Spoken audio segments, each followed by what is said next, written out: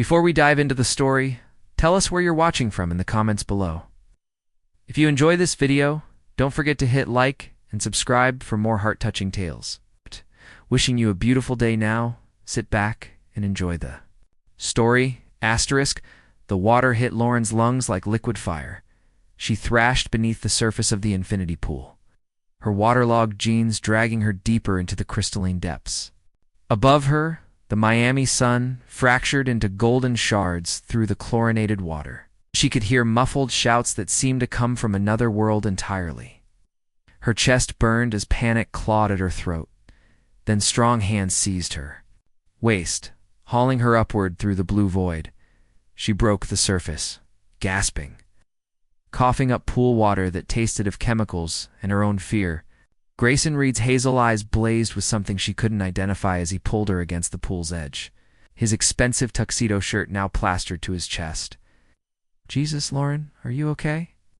His voice was raw, different from the controlled tone he'd used all morning. She pushed wet hair from her face, suddenly aware that every perfectly coiffed guest at this lavish poolside party was staring at them.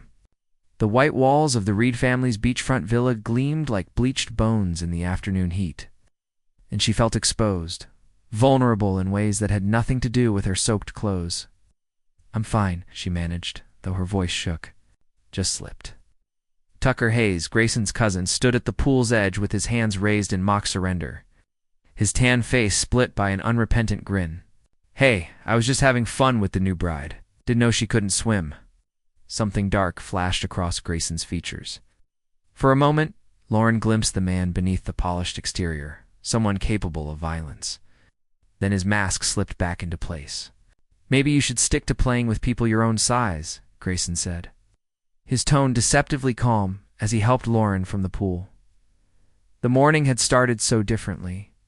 24 hours ago, Lauren Hayes had been scrubbing dishes in her cramped Los Angeles apartment, calculating whether she could afford both her mother's heart medication and groceries that week. The phone call had seemed like divine intervention, a mysterious voice offering $30,000 for a simple acting job. "Just play a bride," the man had said. "It's for a reality show." Very hush-hush. She'd pictured cameras, directors, maybe even a shot at real fame. Instead, she'd found herself standing at the altar of an ornate downtown church, wearing a wedding gown that cost more than her family's rent, staring into the eyes of a stranger who looked like he'd stepped from the pages of a magazine. Grayson Reed was everything she wasn't, where she was average, refined where she was rough around the edges, wealthy where she counted every penny. His chestnut hair was perfectly styled, his jawline sharp enough to cut glass, and when he'd kissed her at that altar, she'd felt something electric pass between them that had nothing to do with acting. "I, Lauren Hayes, take you to be my husband," she'd said, adding a playful wink because she'd thought it was all pretend. But there had been no cameras. No director yelling, "Cut!" Just a small crowd of well-dressed strangers applauding as if they'd witnessed something real. Now, wrapped in a plush towel that probably cost more than her monthly grocery budget, Lauren watched Grayson's family mill about the pool area like beautiful predatory birds. His mother, Cecilia Reed, approached with the kind of smile that never reached the eyes. "How exciting to finally meet Grayson's wife," Cecilia said, her voice honey over razors. "He's been so secretive about you, dear." Lauren forced a smile, acutely aware of her wet hair and the chlorine scent clinging to her skin. "He likes his surprises." "Indeed." Cecilia's gaze swept over Lauren's simple sundress with the precision of a jeweler appraising a questionable stone. "And where did you two meet?" Before Lauren could stumble through an answer, Grayson appeared at her side, his hand settling possessively on her lower back. The touch sent heat spiraling through her despite the cool breeze coming off the ocean. "We met through mutual friends," he said smoothly. "Sometimes the best things happen when you're not looking for them." His father, Richard Reed, joined the group with a crystal tumbler of what looked like expensive scotch. He had Grayson's build, but none of his warmth, his silver hair slicked back and his pale eyes calculating. "Quite a whirlwind romance," Richard observed. "When exactly did this courtship take place? You were just telling us about Isabel Vaughn last month." Lauren felt Grayson tense beside her. She didn't know who Isabel Vaughn was, but clearly the name carried weight in this family. "Plans change, Dad," Grayson said. "When you know, you know." "How wonderfully romantic," said a new voice. Dripping with manufactured sweetness, Lauren turned to see a woman approaching from the villa's glass doors. She was stunning in the way that only money could perfect. Platinum blonde hair that caught the light like spun gold. Legs that went on for days beneath a designer sundress, and lips curved in a smile that promised trouble. "Isabel?" Grayson breathed, and Lauren caught the mix of guilt and panic in his voice. Isabel Vaughn glided toward them with the confidence of someone who'd never been denied anything. Her blue eyes fixed on Lauren with the intensity of a predator sizing up competition. "You must be the mysterious bride I've heard absolutely nothing about," Isabel said, extending a manicured hand. "I'm Isabel, Grayson's fiancée." The word hit Lauren like a physical blow. She looked at Grayson, whose face had gone pale beneath his tan. "Ex-fiancé," he corrected quickly. "We broke up months ago," Isabel laughed, the sound like breaking crystal. "Did we?" Because I seem to remember a very different conversation last week. Something about needing more time to think things through. The poolside party continued around them, but Lauren felt like she was watching it through thick glass. The tropical heat suddenly felt suffocating, the scent of hibiscus and chlorine too intense. She'd stumbled into something far more complicated than a simple con job. "Maybe we should discuss this privately," Grayson said, his jaw tight. "Oh, I think your wife deserves to hear this," Isabel replied, her smile widening. "After all, bigamy is still illegal in Florida." Lauren's blood turned to ice. "Bigamy? Oh, didn't you know?" Isabel's eyes glittered with malicious delight. "Grayson and I have been engaged for 2 years. Our wedding is next month. At least it was supposed to be." The ground seemed to shift beneath Lauren's feet. She looked at Grayson, searching his face for denial, for some explanation that would make sense of this nightmare. Instead, she saw only guilt and something that looked disturbingly like fear. Lauren started, but she was already backing. Away from him, from Isabel, from this whole sun-drenched scene that had turned toxic. "I need some air," she managed, though they were already outside, already surrounded by the endless blue of sky and sea. She turned and fled toward the villa's interior, her wet sandals slapping against the marble tiles. Behind her, she could hear raised voices, Isabel's laughter cutting through the sound of splashing and music. But all she could think about was the way Grayson had looked at the altar yesterday. The intensity in his eyes when he'd said, "I do." Had any of it been real? Or was she just the latest pawn in some twisted game between the wealthy and bored? Villa's interior was a study in understated luxury. All white walls and floor-to-ceiling windows that showcased the endless ocean.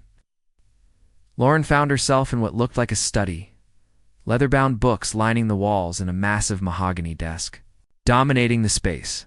She collapsed into a chair, finally allowing herself to process what had just happened. $30,000. That's what this was supposed to be about. A simple acting job that would pay off her mother's medical bills and maybe give her family a chance to breathe. Instead, she'd somehow gotten tangled up in what looked like a very messy love triangle with people who had more money than sense. The door opened behind her. She didn't have to turn around to know it was Grayson.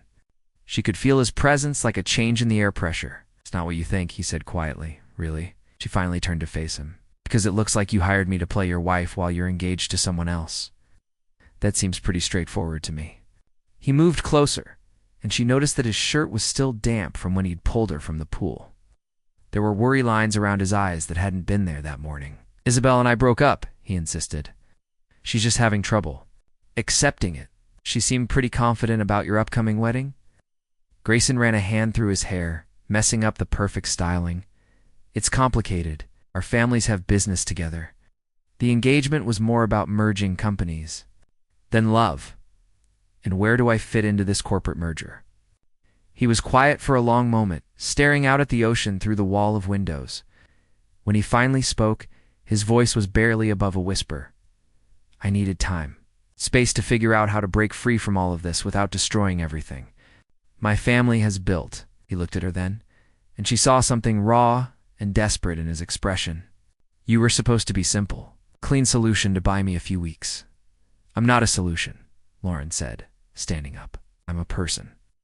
A person with problems of my own that don't include getting dragged into your family drama. I know. Sorry, I should have told you the truth from the beginning. Which truth? That you're engaged? That this whole thing is about avoiding your real wedding? Or that you've basically made me an accessory to fraud? The word hung between them like a blade. Fraud. Because what else was this? Fake marriage? Money changing hands under false pretenses, lies told to family and friends. Lauren had thought she was acting, but what if she was actually committing a crime? The marriage license was real, Grayson said suddenly, as if reading her thoughts. Lauren went very still. What? The priest wasn't an actor. The license wasn't a prop. What we did yesterday. It's legally binding. The room tilted around her. She gripped the back of the leather chair, her knuckles going white. You're telling me we're actually married? Technically, yes. She stared at him, this stranger who had somehow become her husband. Without her knowledge or consent, the late afternoon sun slanted through the windows, painting everything in shades of gold and shadow. Outside, she could hear the distant sound of laughter from the pool party, as if the world was continuing on as normal while her life imploded. You son of a bitch, she whispered, before he could respond. The study door burst open and Isabel swept in, still wearing that predatory smile. Am I interrupting something? She asked sweetly. Because I just had the most interesting conversation with Judge Morrison. You remember him, don't you, Grayson? It's the one who married you yesterday. Lauren felt the blood drain from her face.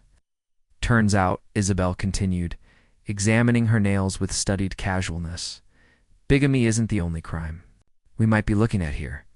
There's also fraud, conspiracy, and my personal favorite, identity theft. What are you talking about? Lauren demanded. Isabel's smile turned razor sharp. Well, darling, it seems your new husband used a false identity to obtain your marriage license, which means your wedding yesterday wasn't just a mistake, it was a felony. The world went silent, except for the sound of Lauren's own heartbeat thundering in her ears. She looked at Grayson, who had gone pale as death, and realized that whatever game she'd stumbled into was far more dangerous than she'd imagined, and she was trapped right in the middle of it. Asterisk. The silence in the study stretched like a taut wire, ready to snap. Lauren's hands trembled as Isabel's words sank in. False identity. Felony. The $30,000 that was supposed to save her family now felt like blood money burning a hole in her consciousness. You're lying, Lauren said, but her voice lacked conviction. Isabel pulled out her phone and scrolled through it with deliberate slowness. Judge Morrison was quite chatty once I explained the situation. Apparently, the name on your marriage license isn't Grayson Reed. She looked up with glittering eyes. It's Marcus Chen, a very real person who happens to be serving time in San Quentin for embezzlement. Grayson stepped forward, his face a mask of barely controlled panic. Isabel, stop. Oh, I'm just getting started, darling. Isabel moved to the mahogany desk and perched on its edge like a beautiful bird of prey. You see, Lauren, my fiancé here has been very busy. He's created an entire false identity, complete with social security number and credit history. Just all. So he could marry you without his family finding out until it was too late. The room spun around Lauren. She gripped the chair harder, her knuckles white against the dark leather. That's impossible. The guy who hired me said his name was James Morrison. Grayson finished quietly. The judge's son has been helping me set this up for months. The betrayal hit her like a physical blow. Not just the fake name, but the realization that this elaborate deception had been planned long before she'd ever answered that phone call. She wasn't a solution. She was a mark. You bastard, she breathed. You planned this. All of it. I never meant for it to go this far, Grayson said, moving toward her. The fake identity was just supposed to keep my name off any paperwork until I could figure out how to handle my family. But then the judge insisted on using real documents, and everything spiraled out of control. So you dragged me down with you? Lauren's voice rose, weeks of frustration and fear finally boiling over. My mother is dying. Do you understand that? She has a heart condition that requires medication I can barely afford. I took your blood money because I thought it would help her, and now you're telling me I'm married to a criminal. Technically, Isabel interjected with false helpfulness. You're married to Marcus Chen, who is a criminal. Grayson's marriage to you might not even be valid, which means I could go to prison for fraud while you walk away clean, Lauren finished, the full horror of the situation crashing over her. The late afternoon light streaming through. The windows had turned golden and harsh, casting long shadows across the room.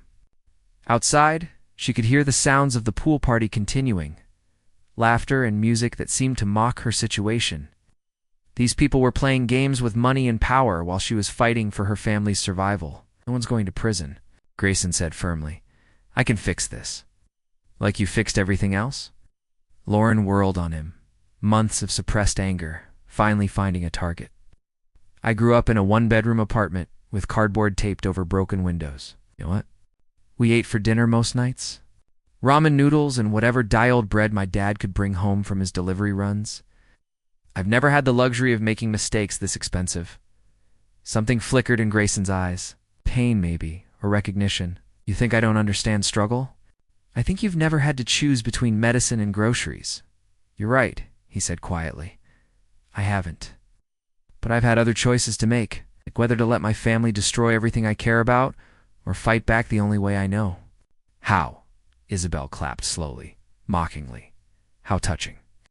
A regular Romeo and Juliet, except with more felonies. Shut up, Isabel, Grayson snapped, his composure finally cracking. Make me, darling. She slid off the desk and moved closer to him, her voice dropping to a purr. You know, this whole charade has been quite entertaining, but it's time to be realistic. Your little actress has served her purpose. Now we need to clean up this mess and get back to our real lives. What real lives? Lauren demanded. The ones where you force each other into loveless marriages for business deals? Isabel's smile turned sharp. Love is a luxury for people who can afford it. Some of us have responsibilities. Responsibilities like ruining innocent people's lives. Innocent? Isabel laughed, the sound like breaking glass. Sweetheart, you took $30,000 to marry a stranger. That's not innocent. That's desperate. The words hit their mark, and Lauren felt heat flood her cheeks. You don't know anything about me. I know you're exactly what Grayson ordered. Poor, pretty, and pliable. Someone who wouldn't ask too many questions as long as the money was good. That's enough, Grayson said, stepping between them. But Isabel wasn't finished. She pulled out her phone again and showed Lauren the screen. I also know about your mother's medical bills. Quite extensive, aren't they? And your sister's college applications? Very touching, really. Lauren's blood went cold. How do you? Money. Buys information, darling. And information is power. Isabel's smile was razor-thin. For instance, I know Nancy Hayes missed her cardiac appointment last week because you couldn't afford the copay. I know your father's been picking up extra shifts driving for rideshare services, but it's barely covering the rent. I know. Your sister Jenna's been wearing the same 3 outfits to school all semester. Each word was a precise cut, designed to expose Lauren's most vulnerable spots. She wanted to deny it, to lash out, but the truth of it was undeniable. This woman had dissected her life with surgical precision. What do you want? Lauren asked, hating how small her voice sounded. I want you to disappear, Isabel said simply. Quietly, permanently. Take whatever money Grayson's already given you and vanish.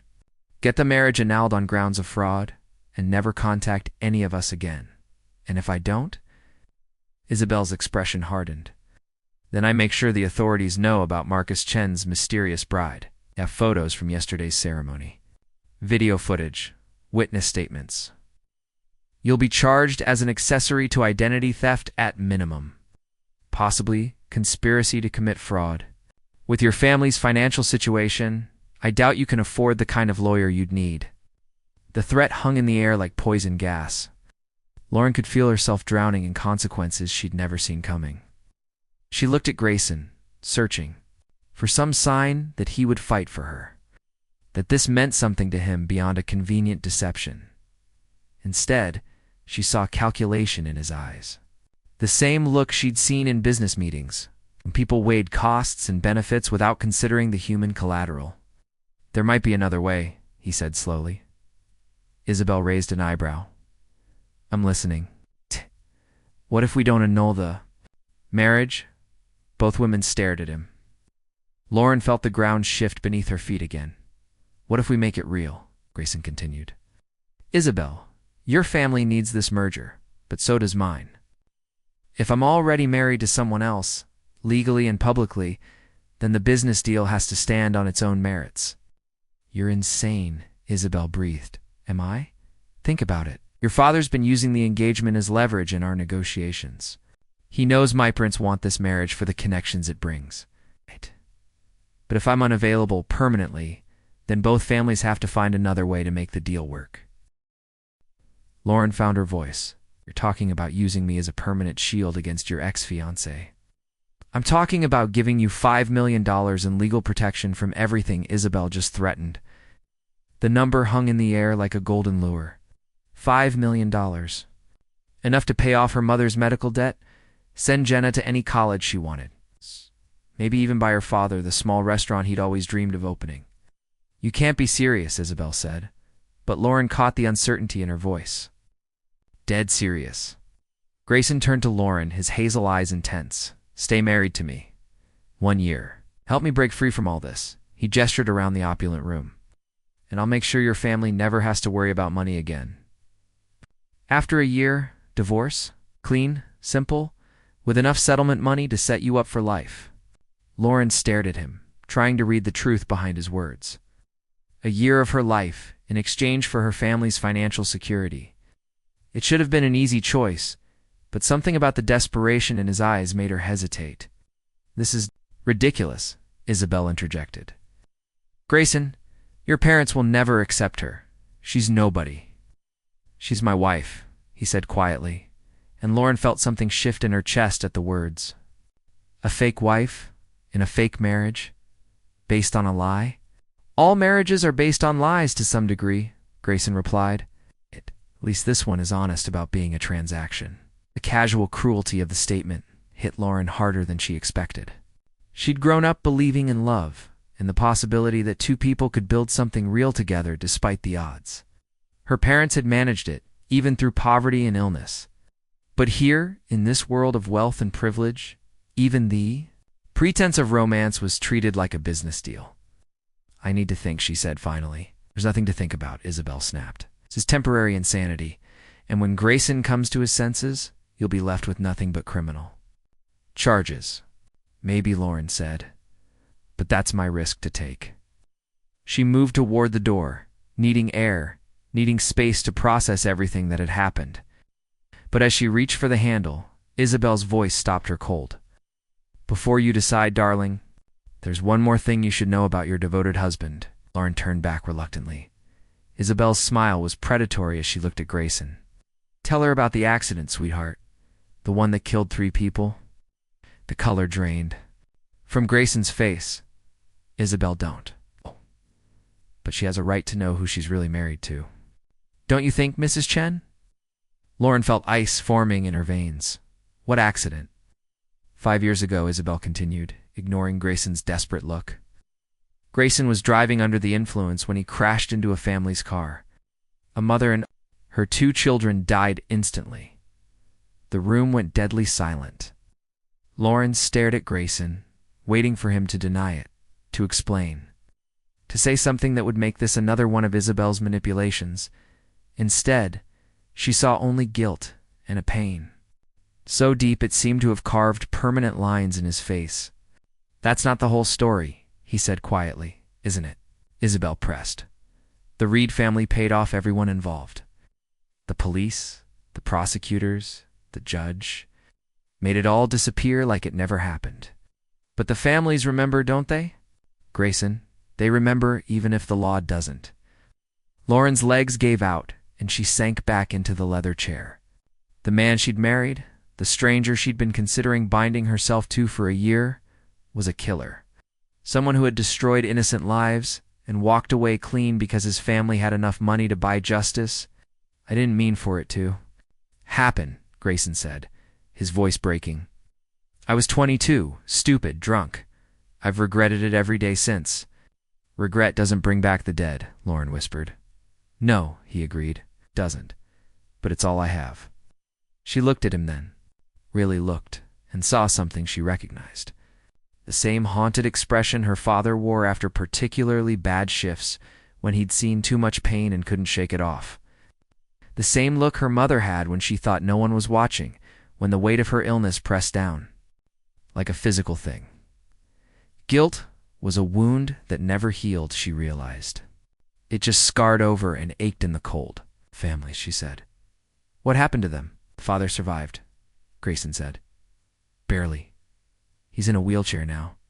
The Reeds paid for his medical care, set up trust funds, bought him a house. But money doesn't give him his family back. Or his legs, Isabel added helpfully. I visit him, Grayson said, ignoring her. Once a month. Have for 5 years. He won't see me, but I go anyway. Leave flowers at the cemetery. Check on his care. It's not enough, but it's something. Lauren closed her eyes, trying to process this new information. The man who had pulled her from the pool that afternoon, who had looked at her with such intensity, at the altar, was carrying the weight of 3 deaths. No wonder he seemed so desperate to escape his family's control. No wonder he was willing to risk everything on a stranger. So now you know, Isabel said with satisfaction. Still want to play house with a murderer? The ugly word hit the air, like a physical blow. Lauren opened her eyes and found Grayson watching her with the expression of someone waiting for execution. He wasn't trying to defend himself or minimize what he'd done. He was just waiting for her judgment, and that, more than anything else, told her what kind of man he really was. I need that room you promised me, she said finally, standing up on unsteady legs. Lauren Grayson started. I need to think. Alone, and I need to call my family. He nodded, understanding that she'd reached her limit. Top of the stairs. 3rd. Door on the right. It has its own balcony. She walked toward the door on legs that felt like they belonged to someone else. At the threshold, she paused and looked back at them. Isabel with her triumphant smile, Grayson with his guilty pain, both of them beautiful and broken in their own ways. For what it's worth, she said quietly, I'm sorry about the accident.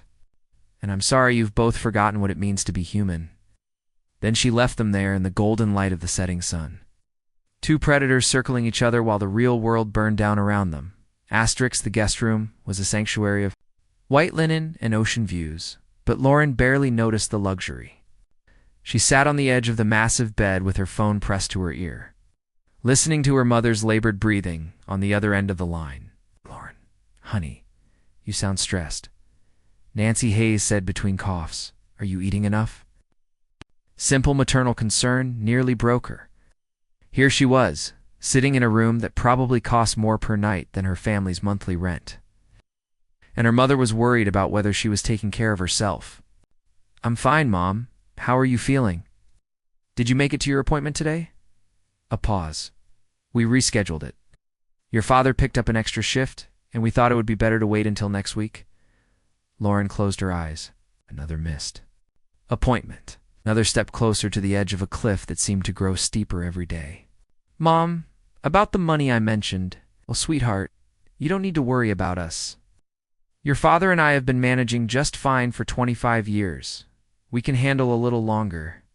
But Lauren could hear the exhaustion in her mother's voice, the way each word seemed to cost her effort. Through the phone, she caught the sound of her sister Jenna in the background, practicing for some school presentation. Is Jenna there? Can I talk to her? Jenna, your sister wants to say hi? A moment later, her 17-year-old sister's voice came through the phone, bright with the kind of optimism that broke Lauren's heart. Hey, stranger. How's the big acting job going? Are you famous yet? Lauren stared out at the Miami coastline, where the sun was setting in shades of coral and gold that seemed almost too beautiful to be real. Not quite famous yet, but it's interesting. Good interesting? Or weird interesting. Definitely weird interesting. Lauren managed to laugh. How are your college applications coming? Jenna's enthusiasm dimmed slightly. Good, I've got my essays done, but some of the application fees are pretty steep. Dad says we'll figure it out, though. Application fees. Lauren had forgotten about those. Just another small expense that could derail a dream for a family like hers.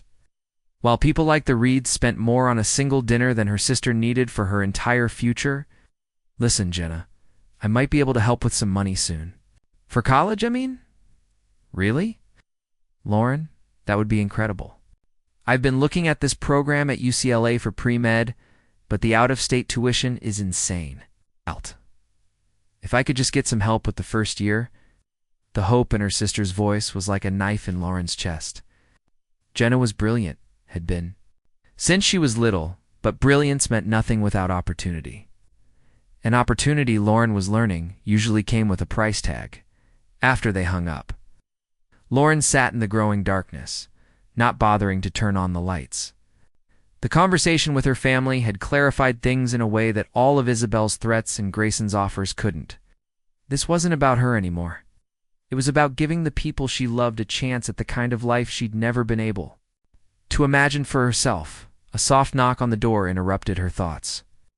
"Come in," she called, expecting room service, or maybe one of the hotel staff. Instead, Grayson stepped into the room, silhouetted against the hallway light. He'd changed. Out of his damp shirt and tuxedo pants into jeans and a simple t-shirt that made him look younger, more vulnerable. "I brought you something to eat," he said, gesturing to a tray in his hands. "You missed dinner." Lauren realized she was hungry. She'd been running on adrenaline and fear for the past 24 hours, barely eating anything since that rushed breakfast in her LA apartment. "Thanks," she said, though she made no move to take the tray. Grayson set it on a small table near the balcony doors and turned on a single lamp, casting the room in soft amber light. The tray held simple food: a sandwich, some fruit, a bottle of water. Nothing fancy or intimidating. "I thought you might want to know," he said, not looking at her directly. Isabel left. "She's flying back to New York tonight." "Did you tell her about your decision? Told her the engagement was officially over? That I'd rather face whatever consequences come from this than spend the rest of my life pretending to love someone I don't?" Lauren studied his face in the lamplight. "Do you think she'll follow through on her threats?" Grayson was quiet for a long moment. "Honestly, I don't know. Isabel's always been unpredictable. But I have lawyers and connections of my own. If she tries to hurt you legally, I'll make sure you're protected, even if it costs you everything." He looked at her then, really looked, and she saw something raw and unguarded in his expression.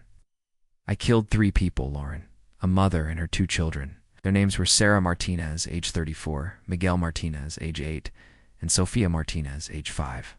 I know their birthdays, their favorite foods, what they wanted to be when they grew up." Specificity of the details hit her like a physical blow. This wasn't just guilt. This was a man who had memorized every detail of the lives he'd destroyed. "Are you telling me this?" "Because you have a right to know who you're considering making a deal with." "I'm not a good person, Lauren. I've tried to be better, tried to make amends, but that doesn't change what I did. If you walk away from all this, if you decide the risk is too great, I'll understand." Lauren stood and moved to the balcony doors, looking out at the ocean that stretched endlessly into darkness. The waves rolled in steady rhythm, indifferent to human pain and complicated choices. What happened to the father, the one who survived? Roberto Martinez. He was a carpenter before the accident, had his own small business, was building a house for his family. Grayson's voice was quiet, matter of fact. The injuries left him paralyzed from the waist down. He lost his business, his home, everything. But your family helped him. "My family wrote checks. That's not the same thing as helping." Lauren turned away from the ocean view and faced him. "Tell me about your visits with him," Grayson's jaw tightened. "I go to his house once a month. I bring groceries, check if he needs anything repaired, make sure his medical equipment is working. He's never spoken to me. Not once in 5 years. But sometimes I catch him watching from his window when I leave the flowers." "Why do you keep going?" "Because it's the only honest thing I do." His voice cracked slightly. "Everything else in my life is performance. The dutiful son, the successful businessman, the perfect Reed, heir. But when I sit in his driveway for an hour every month, knowing he won't see me, knowing I can't undo what I did, that's real. That's the truth of who I am. Lauren felt something shift in her chest, a recognition she didn't want to acknowledge. She'd spent her whole life performing too, the responsible daughter, the grateful sister, the girl who never complained about hand-me-downs or empty cupboards. They were both trapped by other people's expectations, but his cage was made of gold, while hers was built from necessity. The marriage, she said finally. If I agreed to this, what would it actually look like? You'd live here for a year? We'd appear together at family events, business functions, the kinds of things that would make it clear to everyone that I'm unavailable. In return, you get $5 million, and your family gets immediate financial support. What about the criminal charges? Isabel threatened. I'll handle that. My lawyers are already working on documentation that shows you were deceived about my identity. If anyone comes after you legally, they'll have to go through me first. Lauren walked to the small table and picked at the sandwich he'd brought. The bread was some kind of artisanal sourdough. It's nothing like the cheap white bread she'd grown up with, but it tasted like ash in her mouth. There's something you need to understand about me, she said without looking at him. I've never had the luxury of making decisions based on what I want. Every choice I've ever made has been about survival, about keeping my family afloat. I know. Do you? Because from where I'm standing, this looks like another version of the same trap. Trading my freedom for money, just with better furniture. This time, Grayson was quiet for so long, she thought he might leave. When he finally spoke, his voice was barely above a whisper. What if it wasn't just about money? Lauren's hand stilled on the sandwich. What do you mean? What if we tried to make something real out of this mess? Not love. I'm not naive enough to think that's possible. But partnership, mutual respect, maybe even friendship. She looked at him then. This broken man who'd somehow become her husband through a web of lies and desperate choices. He was handsome in the way that only money could perfect. But there were shadows under his eyes, and a tension in his shoulders that spoke to sleepless nights and heavy burdens. You want a real marriage? She said. I want a chance to be someone. Better than who I've been, with someone who sees me clearly, who knows the worst things about me and stays anyway. The honesty in his voice was devastating. Lauren had spent her whole life around people who lied by necessity, who told small falsehoods to protect each other from harsh realities. But this was different. This was someone laying himself bare, offering his broken pieces and asking if she might want to help put them back together. I called my family tonight, she said suddenly. How are they? My mother missed another doctor's appointment because they couldn't afford the copay. My sister's looking at colleges she'll never be able to attend. My father's driving 6 days and still can't make ends meet. She set down the sandwich and faced him fully. So yes, I'll take your deal. But not because I believe in redemption or second chances. Because my family needs what you're offering more than I need my pride. Something flickered in Grayson's eyes. Disappointment maybe, or relief. Fair enough. But there are conditions. Name them. First, I want half the money up front, in an account only I can access. If this goes sideways, I need to be able to protect my family. Done. Second, I want to meet Roberto Martinez. Grayson went very still. Lauren, I don't think that's a good idea. I'm not asking for your opinion. If I'm going to be part of your life, even temporarily, I need to understand the full scope of what that means, including the people you've hurt. He won't see you. He won't even see me, and we'll try anyway. Lauren crossed her arms. Third condition, total honesty between us. No more lies, no more deceptions, no more surprises. If we're doing this, we do it with our eyes open. Grayson nodded slowly, agreed. They stood there in the soft lamplight. Two strangers who'd become legally bound through circumstances neither had fully controlled. Outside, the ocean continued its endless rhythm, indifferent to human complications and the strange alliances. Forged by desperation. So we're really doing this, Lauren said. We're really doing this. She extended her hand, and after a moment's hesitation, he shook it. His skin was warm, calloused in unexpected places, and she realized she'd never asked what he actually did for work beyond being a Reed heir. Partners, she said. Partners, he agreed. But as they stood there, hands still clasped, Lauren caught something in his expression that made her breath catch. It wasn't the calculated look of a businessman closing a deal. It was something warmer, more dangerous. It was the look of a man who was already in deeper than he'd planned to be. The realization hit her like cold water. Somewhere between the altar and this moment, Grayson Reed had stopped seeing her as a convenient solution to his problems, and that changed everything. Before she could process what that meant, her phone buzzed with a text message. She glanced at the screen and felt her blood freeze. The message was from an unknown number, but the photo attached was unmistakable. Lauren and Grayson at the altar yesterday, mid-kiss, looking for all the world like a couple genuinely in love. Below the photo, a single line of text. Cute couple. Would hate for the Martinez family to see how happy the man who killed their loved ones has become. $100,000 or this goes. Public, you have 24 hours. Lauren's hands began to shake as she showed Grayson the message. His face went white as he read it. Blackmail, he said grimly. From who? Could be anyone. Isabel, one of my cousins. Hell, maybe even one of the hotel staff. He ran a hand through his hair. The question is, how far are they willing to take? This, as if an answer, Lauren's phone buzzed again. This time the message contained an address and a time: Roberto Martinez's house. Tomorrow at noon. Meet us there, the text read. Come alone, or everyone finds out about the Reed family's newest secret. The drive to Roberto Martinez's house took them through neighborhoods that told Miami's real story.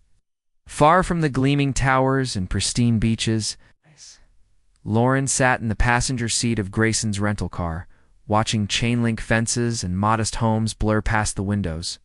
This was territory she recognized. Working-class streets where people fixed their own cars and knew their neighbors' names. You don't have to come with me, Grayson said for the third time since they'd left the hotel. Yes, I do. Her eyes on the road ahead. Whoever's doing this wants us both there.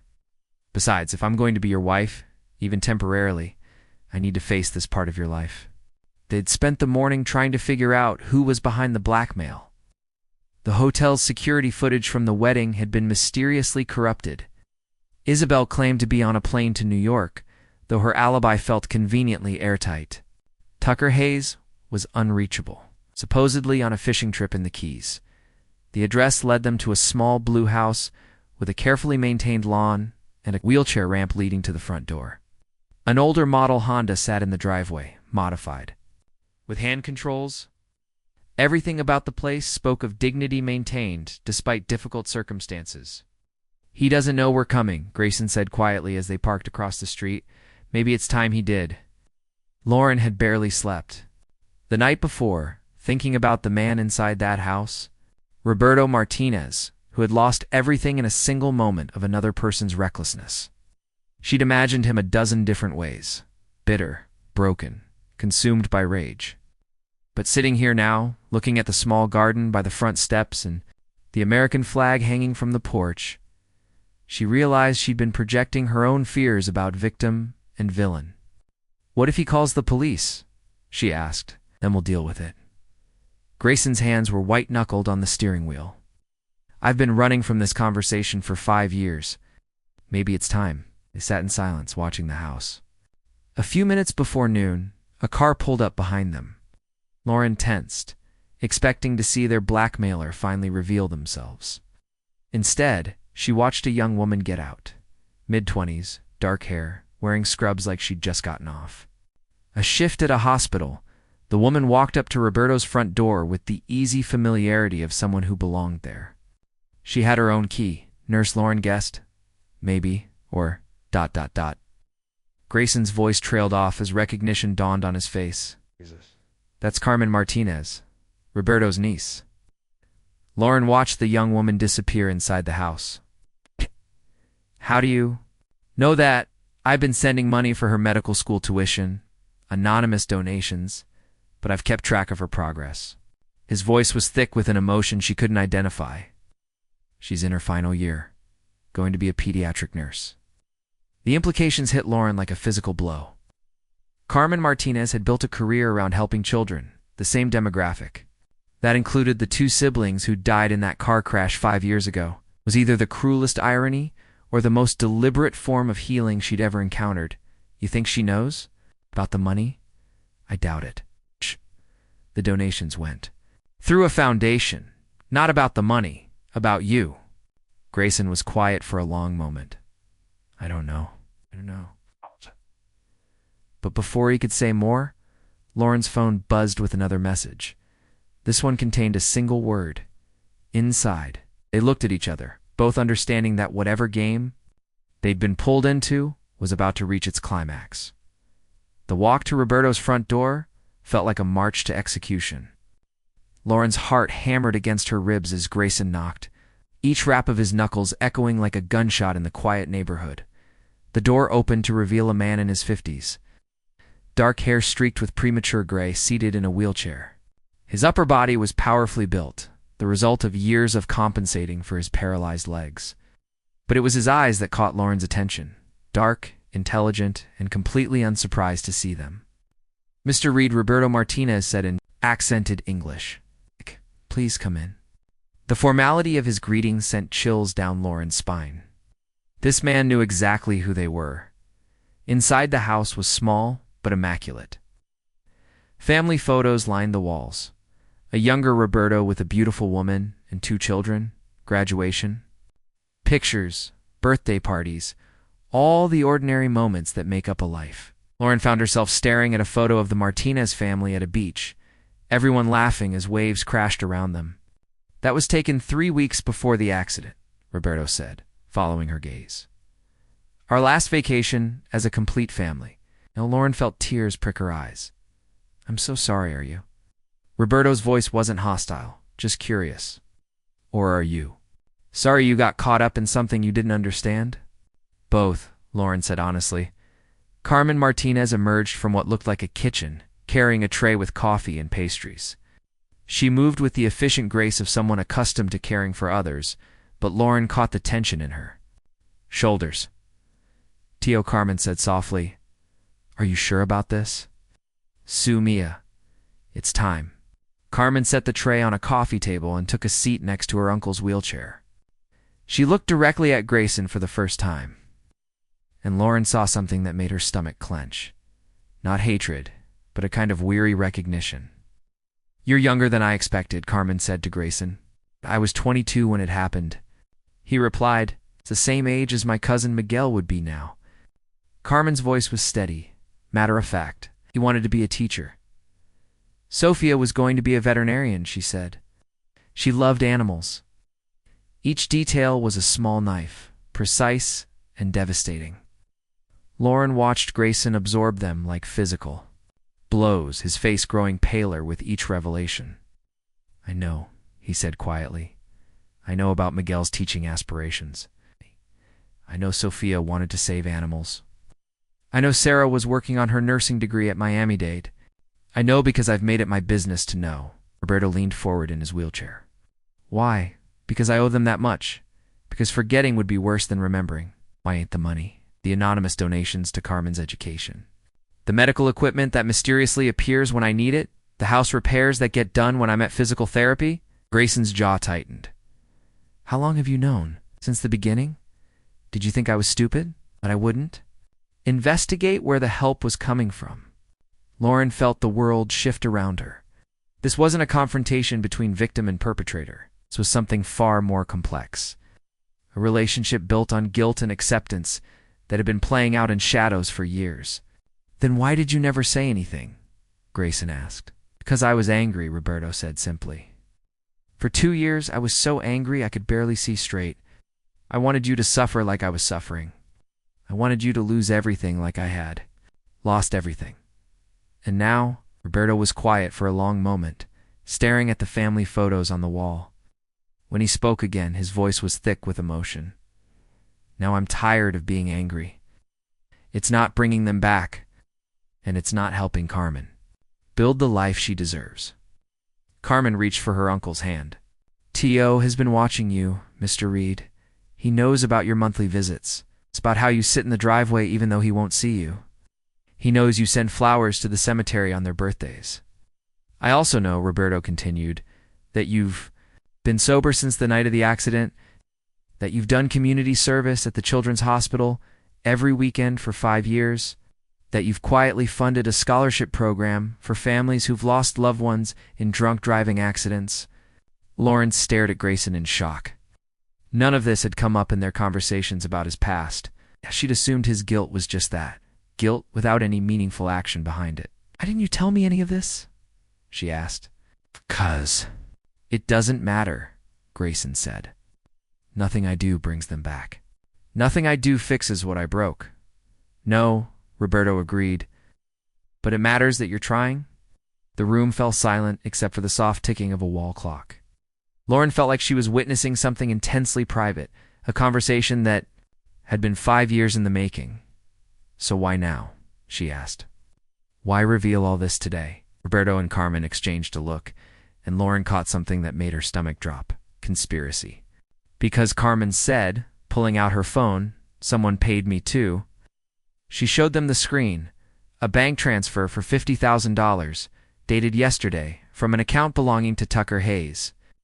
"Your cousin contacted me 3 days ago," Carmen continued, looking at Grayson. "He said he had information about my family's accident that I needed to know.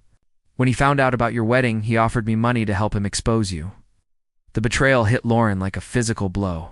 Tucker Hayes, who'd seemed like nothing more than an obnoxious playboy, had orchestrated this entire confrontation. "Wanted us to record this conversation," Roberto added, "to get you to admit your guilt on camera, then use it to destroy your reputation in your marriage. But we're not going to do that," Carmen said firmly, "because whatever mistakes you made, Mr. Reed, you've spent 5 years trying to make amends. That matters to us, even if it doesn't matter to your family." Lauren's phone buzzed with another text from Tucker. "Time's up. Hope you said goodbye to your secret, because it's about to go public." She showed the message to the others, and Roberto's expression darkened. "He said he'd release the information whether we helped him or not, but he was willing to pay us to make it more dramatic." "Why would Tucker do this?" Lauren asked. Grayson's face had gone stone cold. "Because if I'm publicly disgraced, kicked out of the family, then he becomes the heir apparent. The Reed family fortune goes to him instead of me." The pieces clicked into place with sickening clarity. This had never been about justice or closure for the Martinez family. It had been about greed. About one cousin willing to weaponize tragedy for personal gain. "What do we do?" Lauren asked. Roberto rolled his wheelchair closer to them. "We beat him at his own game." Carmen showed them the video. Carmen pulled out a small camera and hit play.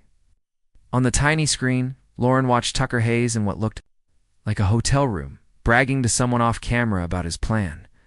"The best part," Tucker's recorded voice said, "is that everyone will think I'm the hero for exposing the family's secret." Poor Roberto, finally getting justice. "Meanwhile, I'll be positioned to take over everything when Gray gets disowned."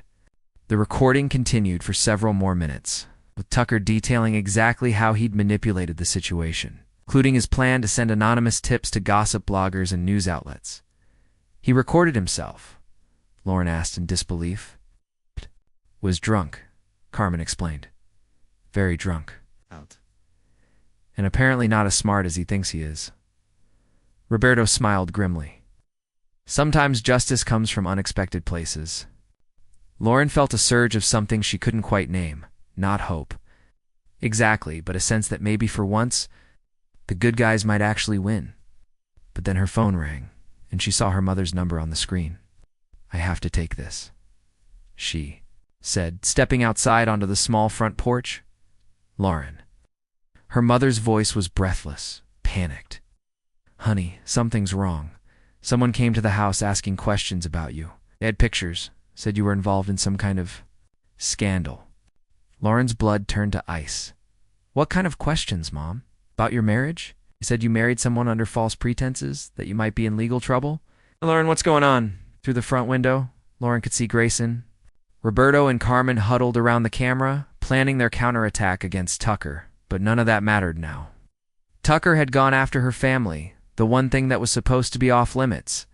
"Mom, listen to me carefully. I need you and Dad and Jenna to pack some bags and go stay with Aunt Maria for a few days. Can you do that? Lauren, you're scaring me. I know, and I'm sorry, but please, just trust me. I'll call you tonight and explain everything. But right now, I need you to be safe. She hung up and stood on the porch, shaking with rage. Tucker Hayes had just made this personal in a way that couldn't be undone. When she walked back inside, Grayson took one look at her face and knew something had changed. What happened? Your cousin just threatened my family. Lauren's voice was deadly calm. He sent someone to my parents' house with pictures and accusations. The room went dead silent. Roberto and Carmen watched as something shifted in Grayson's expression, a kind of cold fury that transformed his features entirely. He what? He's using my family as leverage? He's trying to force me to cooperate by making them targets? Grayson stood up abruptly, pulling out his phone. I'm calling this off. All of it. The marriage, the deal, everything. They're going back to tonight, and I'll handle Tucker and whatever consequences come. No, Lauren, you don't understand what you're dealing with. These people destroyed 3 innocent lives and covered it up with money. Lauren's voice cut through his protests like a blade. Now they want to destroy my family because it's convenient. So no, I'm not running. I'm finishing this. Turn to Roberto and Carmen. You said you wanted to help. I need that recording, and I need it public, tonight. Roberto nodded grimly. What about the marriage? The scandal? Lauren looked at Grayson, this broken man who'd become her husband through lies, but was offering to sacrifice everything to protect her. Let them have their scandal, she said. But they're going to get the whole truth with it, including 5 years of Tucker Hayes planning to profit from tragedy. Outside, storm clouds were gathering over Miami, the air heavy with the promise of rain. Lauren could feel the weight of the decision settling on her shoulders. She was about to declare war on one of the most powerful families in the country. But as she looked at the photo of the Martinez family on the wall, all of them laughing in the sunshine before their world shattered, she knew she'd made the right choice. Some fights were worth having. Even if you weren't sure you could win, the storm broke over Miami. That evening, with the fury of something long overdue, Lauren stood in the Reed family villa's living room, watching rain lash against the floor 2 ceiling windows while chaos erupted. Around her, a video of Tucker's drunken confession had gone viral within hours of Roberto posting it online. And now every major news outlet in the country was scrambling to cover the story. Tucker Hayes, heir to the Reed family fortune, caught on camera bragging about manipulating a drunk driving tragedy for personal gain. The newscaster's voice filled the room from multiple screens as Grayson's parents, Richard and Cecilia, watched their carefully constructed world implode in real time. Tucker himself sat slumped in a chair by the bar, his usual smirk replaced by the hollow expression of someone who'd gambled everything and lost. This is what you wanted, isn't it? Cecilia turned on Lauren with venom in her voice. To destroy our family? I wanted to protect mine, Lauren replied calmly. Your son made that impossible.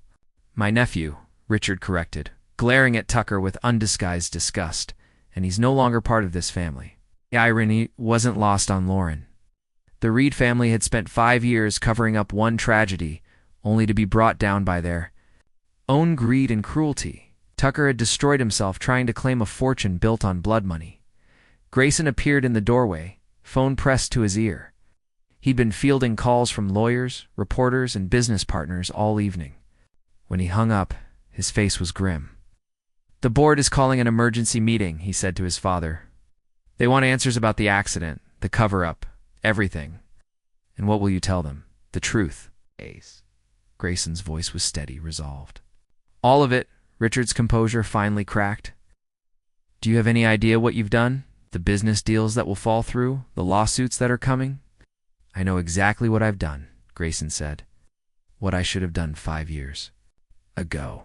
Thunder crashed overhead, and Lauren felt the symbolic weight of the moment. This was what catharsis looked like. Not the clean resolution of a movie, but the messy, painful process of truth finally forcing its way into the light. Her phone buzzed. With a text from her mother, safe at Maria's house. Saw the news. Are you okay? Lauren smiled despite everything. Her family was safe, and after tonight, they'd never have to worry about money again. Not because of Grayson's guilt money, but because Roberto Martinez had insisted on sharing the $50,000 Tucker had paid him. Your daughter fought for us, he'd told Nancy Hayes over the phone earlier. Now let us fight for her. It wasn't the $5 million Grayson had promised, but it was enough. Enough for her mother's medical care, enough for Jenna's college applications, enough to give her father a chance to stop working himself to death. Lauren Grayson's voice pulled her from her thoughts. Can we talk privately? She followed him out onto the villa's covered terrace, where the storm provided a curtain of sound that would drown out their conversation. The air smelled of rain, and salt, clean and electric with possibility. So, she said, settling into one of the wicker chairs. How does it feel to be free? Terrifying, he admitted, taking the chair beside her. I've been carrying this secret for so long, I'm not sure who I am without it. You're someone who spent 5 years trying to make amends for the worst thing you ever did. That's not nothing. It's broad. It's not enough. Maybe it's not supposed to be enough. Lauren watched the rain cascade off the terrace roof. Maybe the point isn't to balance the scales. Maybe it's to learn to live with the imbalance. They sat in comfortable silence to people who'd been thrown together by lies, but had somehow found something real in the wreckage. Lauren thought about the phone call she'd made to James Morrison earlier, the judge's son who'd helped orchestrate their fake wedding. By the way, she said, I talked to your friend James. The marriage is definitely legal. Real priest. Real license. Real vows. We're actually married. Grayson turned to look at her. How do you feel about that? It was a loaded question, and they both knew it. Over the past 3 days, Lauren had seen him at his worst and his best. She'd watched him crumble under the weight of his guilt, fight to protect her family, and finally, choose truth over self-preservation. She'd married a stranger, but she was sitting next to a man she was beginning to understand. I think, she said carefully, that we make a good team when the world's falling apart, and when it's not falling apart. I guess we'll find out. Another crack of thunder, and then Grayson was leaning toward her, his hand covering hers on the arm of the chair. The touch was warm, electric, full of possibility and danger in equal measure. Lauren, I need you to know something. These past few days, what we've been through together, it stopped being about the money or the deception pretty quickly. What did it become about? You, he said simply. The way you refused to be bought. The way you stood up for your family, for the Martinez family, for what was right even when it would have been easier to walk away. I've spent my whole life around people who make decisions based on what's profitable or convenient. You're the first person I've met who makes decisions based on what's right. Iran felt her heart do something complicated in her chest. This wasn't supposed to be part of the deal. She was supposed to play a role, collect her money, and walk away clean. She wasn't supposed to fall for the broken billionaire with guilt in his eyes and gentleness in his hands. Grayson, I know this is crazy. I know we barely know each other and everything about how we met was a lie. But what if we tried to build something real? It's not for a year, not for the cameras or the lawyers or anyone else, just for us. The rain was slowing, and through the breaking clouds, Lauren could see stars beginning to appear over the Miami skyline. She thought about her little apartment in LA, about going back to auditions and rejection and counting every penny. Then, she thought about staying here in this world of impossible wealth and complicated people, trying to build a marriage out of deception and hope. What would that look like? She asked. I don't know, he admitted. I've never had a real relationship before. Everything in my life has been arranged or performed or calculated. But with you, I want to try something different. Lauren studied his face in the dim light from the villa's windows. The storm had washed the air clean. For the first time since she'd answered that phone call in her kitchen, she felt like she could see clearly. Okay, she said. Okay, let's try something different, but I have conditions. Grayson smiled. The first genuinely happy expression she'd seen from him.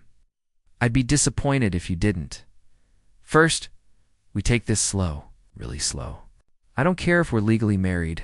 We're starting from the beginning. Dates, conversations, learning each other's favorite foods. Done. Second, I'm not moving into your world completely. I keep my apartment in LA, my own bank account, my independence. If this works, it's because we choose each other every day, not because I'm financially trapped. Agreed. And third, Lauren paused, searching for the words. We visit Roberto Martinez together. Once a month, not to ease your guilt or perform some kind of penance, but because he's part of your story, and if I'm going to be part of your life, I need to understand all of it. Grayson was quiet for a long moment. He might not want to see us. Then we'll sit in the driveway and wait, like you've been doing for 5 years. But we'll do it together. He reached for her hand again, and this time she didn't pull away. His fingers were warm, steady, the hands of someone who'd learned to carry heavy things. I can't promise this will work, he said. I can't promise I won't disappoint you, or that my family won't make your life complicated. I can't promise those things either. Lauren smiled. But I can promise that if we're going to fail, at least we'll fail honestly.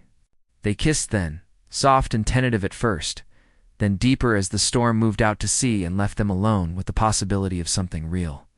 It tasted like rain and second chances, like the future taking shape in the space between one heartbeat and the next. When they finally broke apart, Lauren rested her forehead against his, both of them breathing hard. So what now? She asked. Now we figure it out as we go. Grayson's smile was soft, genuine, together. 6 months later, Lauren stood in Roberto Martinez's backyard. Watching Grayson push the older man's wheelchair through the garden, they'd all planted together. Carmen was there too, graduation cap tilted at a jaunty angle. Having just finished her nursing degree with honors, the monthly visits had evolved into something none of them had expected. Not friendship, exactly, but a kind of chosen family built from shared grief and the patient work of healing. Roberto still had bad days when the pain was too much, when anger threatened to consume him again. But they were fewer now. Balanced by afternoons like this, when laughter echoed through the small backyard and the future felt possible. Lauren's own family had flown in for Carmen's graduation, and she watched her mother chatting with Roberto about heart medications while her father and Grayson debated the merits of different car engines. Jenna was showing Carmen her acceptance letter to UCLA's pre-med program. Both of them bright with the kind of hope that money could buy, but dedication had to earn. It wasn't the life Lauren had planned when she'd answered that phone call in her cramped apartment. It was messier, more complicated, full of people who carried scars and chose to love anyway. But it was real in a way that surprised her every day. Her phone buzzed with a text from her agent. Got you an audition for a recurring role on a hospital drama. Great pay, shoots in Miami. Interested? Lauren smiled and typed back, send me the details. She was still an actress, still fighting for roles and building her career. But now she had a different kind of foundation under her feet, built not on desperation, but on choice. She'd learned the difference between surviving and living, between being bought and being valued. Kay, Grayson said, appearing at her side with 2 cups of Roberto's famously strong coffee. You look thoughtful, just thinking about beginnings, she said, accepting the cup. How sometimes the best ones come disguised as endings. He followed her gaze to where their families were mingling in the afternoon sun, a collection of people who'd found each other through tragedy and chosen to build something better. No regrets? He asked. Lauren considered the question seriously. 6 months ago, she would have said that regret was a luxury she couldn't afford. But now, with her mother's medical bills paid and Jenna's future secured, she had the space to examine the path that had brought her here. I regret that 3 people had to die for us to find each other, she said finally. I regret that your family spent 5 years living a lie. I regret that mine spent years struggling when help was available. But I don't regret saying yes to a stranger's phone call. I don't regret walking down that aisle or standing up to Isabel or fighting Tucker when he threatened my family. She turned to face him, this man who'd become her husband through deception, but earned the title through choice. And I don't regret giving us a chance to be real. Grayson's smile was soft, tinged with the kind of wonder that came from unexpected grace. "I love you," he said quietly. The words hung in the air between them, precious and fragile as soap bubbles. They'd been circling around them for weeks, growing stronger with each shared meal, each quiet conversation, each moment when they chose each other over easier paths. "I love you too," Lauren replied, and meant it completely. It wasn't the desperate, consuming love of fairy tales. It was something steadier, built on mutual respect and shared purpose. The love of two people who'd seen each other's worst moments and decided to stay anyway. "So what's next for us?" Grayson asked.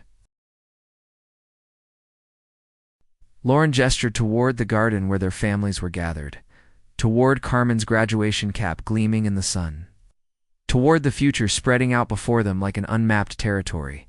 "We keep showing up," she said, "for each other, for them, for the people we're still becoming.